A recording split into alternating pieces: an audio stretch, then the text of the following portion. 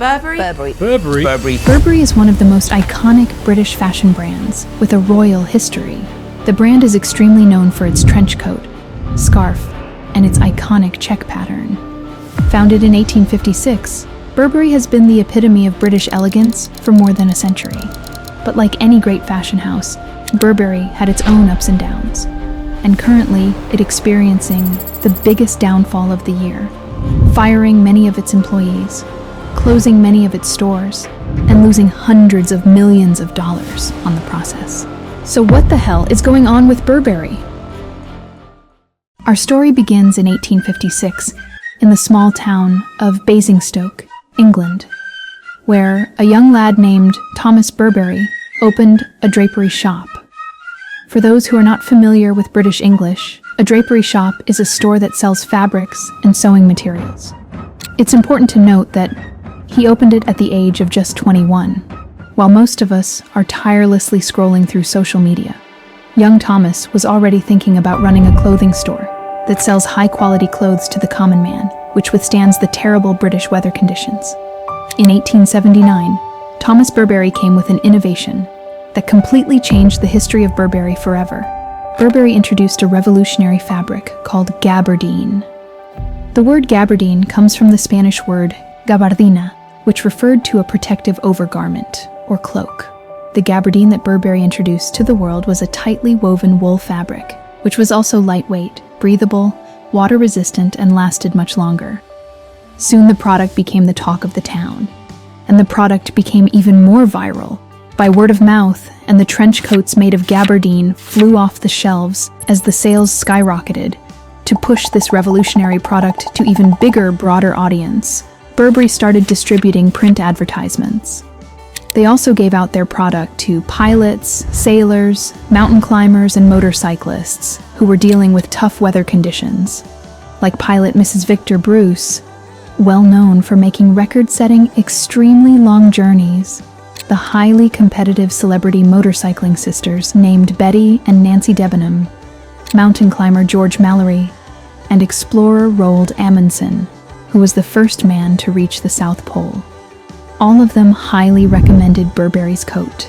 In 1914, one of the disastrous moments started, the start of World War I. During this tumultuous period, the Burberry trench coat became one of the most highly sought-after coats by British officers, and this coat became an iconic part of World War I history. After the war, the trench coat gained popularity among civilians, and Burberry capitalized on this trend by expanding its product range to include accessories and other outerwear. The brand's association with British heritage and its commitment to craftsmanship helped it establish a loyal customer base. In the 1920s, the Burberry introduced its check, which was initially used as a lining for the trench coats. Later, this black, white, red, and tan plaid check became an iconic check and the symbol of Burberry in the fashion industry. As years passed by, the popularity of the brand and its sales slowly started declining. It seemed as if Burberry was near its end. So the owners of the brand were desperately looking for ways to make money. So they started licensing its highly prestigious British brand name to other textile brands around the world. In 1965, Sanyo Shokai, a Japanese apparel manufacturing company, acquired the licensing rights for Burberry in Japan in 1965. This partnership allowed Sanyo Shokai to produce and sell Burberry-branded products in the Japanese market. From this period till the 1980s, Japanese economy was booming like crazy, and people had good amount of money to spend. During this period, Burberry's Japanese customer base was rapidly increasing, and it yielded excellent sales and profits for Sanyo Shokai, and excellent license royalty fee payments from Sanyo Shokai to Burberry. Even though it was great for both the parties and both group enjoyed the success. There was major difference between Britain's Burberry and Japan's Burberry. Britain's Burberry looked more British and Japanese Burberry looked less British. But something bigger was about to happen to Burberry at home in the UK. In 1997, a breath of fresh air came into Burberry.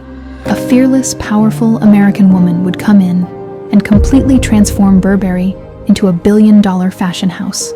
Her name was Rose Marie Bravo. Before joined Burberry, she was in great managerial positions in Macy's and Saks Fifth Avenue. When she arrived at Burberry, her first words were, "The goal is to turn the Burberry name into a brand as hip as Gucci, Louis Vuitton, or Prada." When she arrived at Burberry, the brand was making products that were useful and practical, but they weren't very exciting or fashionable for modern customers. The brand's products were still heavily influenced by its military history, and it only attracted the aristocrats and very traditional rich people, and not the common modern people. So she completely destroyed this narrative by hiring highly creative fashion designers. And one of the most important things that she did was buying back all the licenses that Burberry has sold to the brands around the world, even though these actions cost millions of dollars. But for Bravo, it was super necessary to ensure high quality and brand's image.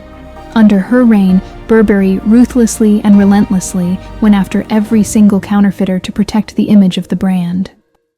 In 2001, she brought in a highly talented fashion designer named Christopher Bailey, who was a former women's wear designer at Donna Karan and a senior designer of women's wear at Gucci. He was appointed as a design director and later becoming creative director in 2004. Bailey skillfully blended Burberry's traditional British heritage with contemporary design. He reinterpreted classic pieces like the trench coat, making them stylish and relevant for modern consumers. He infused the brand with a youthful, edgy vibe by incorporating more daring designs, including slimmer cuts, innovative fabrics, and a broader color palette. In 2005, the woman who completely transformed the brand left the fashion house. During her tenure in Burberry, she more than doubled the value of the brand, making it worth $1.3 billion. Bravo can boldly say the statement, "I came, I saw, I conquered." Now Burberry became the fastest growing fashion brand in the fashion world, and the most famous British supermodel Kate Moss became the face of Burberry, appearing in many of their ad campaigns. With all the newly found media fame, this made the brand too famous and overexposed, and it attracted the attention of some unwanted Britain's groups like the Chavs and the football hooligans. A Chav is a young person in Britain of a type stereotypically known for engaging in aggressively loudish behavior, especially when in groups, and for wearing flashy bling-blings and athletic casual clothing, such as tracksuits and baseball caps. Even Vogue in 2006 described the Chavs as binge-drinking, bling-loving, boob-displaying, Burberry-wearing. When it comes to football hooligans, I don't have to explain it to you, you already know it. So all these young, violent, arrogant, problematic young people were wearing fake Burberry items all the time. And this terribly destroyed the highly prestigious British brand's image. To distance themselves from these sort of people, they were forced to make a change. Burberry removed all the checked baseball caps from sale and drastically reduced the visibility of their iconic pattern. Christopher Bailey produced most of the Burberry clothes without the infamous pattern, and even it was there. It was mostly inside the dress and not visible from outside. These measures taken by Burberry not to be seen as a local streetwear proved to be pretty damn right, and the prestigious British brand was at top of the fashion game again. Burberry offered 3 different lines of clothing, namely Burberry Brit, Burberry London, and Burberry Prorsum. Burberry Brit was a very casual and an accessible line, featuring everyday wear. It was targeted at a younger demographic and included items like polo shirts, denim, and casual jackets. The Burberry London was targeted towards grown-up adults who are having a corporate job, as the dresses were very formal, classic and timeless elegance. And finally, Burberry Prorsum, which was top of the Burberry hierarchy. It was a high-end clothing line, and the designs were cutting-edge and avant-garde, and all these came up with a big price tag. The Burberry Prorsum was spearheaded by Bailey, who gave a new life to Burberry through this clothing line. Under Bailey, Burberry not only became a leader in fashion design, but also a leader in digital innovation. Burberry was one of the first luxury brands to fully embrace social media platforms like Facebook, Twitter, Instagram, and YouTube.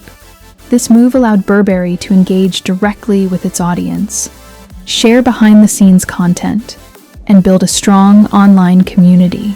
In 2010, Burberry became the first luxury brand to live stream its fashion shows online, allowing fans worldwide to experience the show in real time.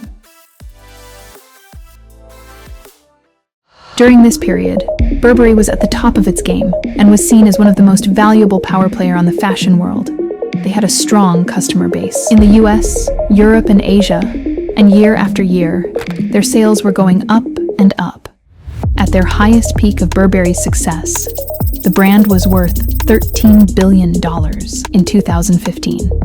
During this period, Burberry was really into some very controversial stuff. Don't you ever talk about it. While Burberry sells its iconic trench coat for well over £1,800, Burberry hides a dark secret behind it. You see, a good number of Burberry products are made in China, especially from the notorious region from Xinjiang, which is infamous for human rights abuses. Western region of Xinjiang, where ethnic Uyghurs, most of them Muslims, have been unlawfully detained and mistreated. Crimes against humanity. And more than 50 countries condemned the Chinese government's crimes against humanity committed against Uyghurs and other Turkic communities.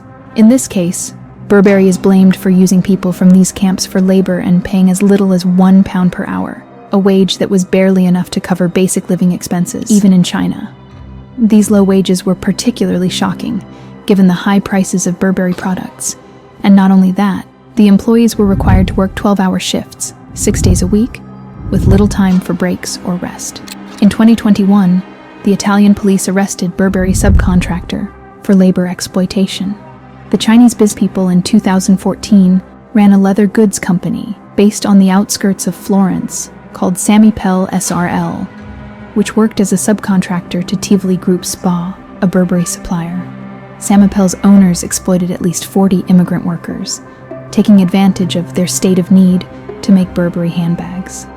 They made the immigrants to work up to 14 hours a day for just over €3 an hour. Till now, Burberry hasn't apologized for their crimes against humanity.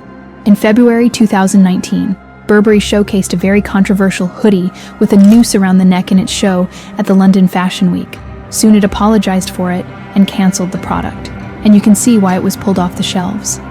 Since 2015, Burberry has been performing relatively well, until Chinese health authorities are still working to identify the virus behind a pneumonia outbreak in the central city of Wuhan. At least 59 people are believed to have been sickened by the new virus. Tonight, U.S. airports on high alert, screening passengers for symptoms of a deadly new virus. all the fashion brands faced heavy losses, but almost all the brands recovered as the world recovered from the pandemic. But unlucky Burberry didn't recover from its 80% plunge in its stock value. One of the reasons Burberry is falling is its price is too damn high and almost nobody wants to buy them. The biggest problem that Burberry has is it thinks that it is Louis Vuitton or Chanel to come up with extremely high prices. The problem here is Louis Vuitton and Chanel has big audience to buy their products, and Burberry doesn't have that audience. Do you think Burberry can make a comeback? If you like this video, please subscribe to my channel and thank you so much for watching.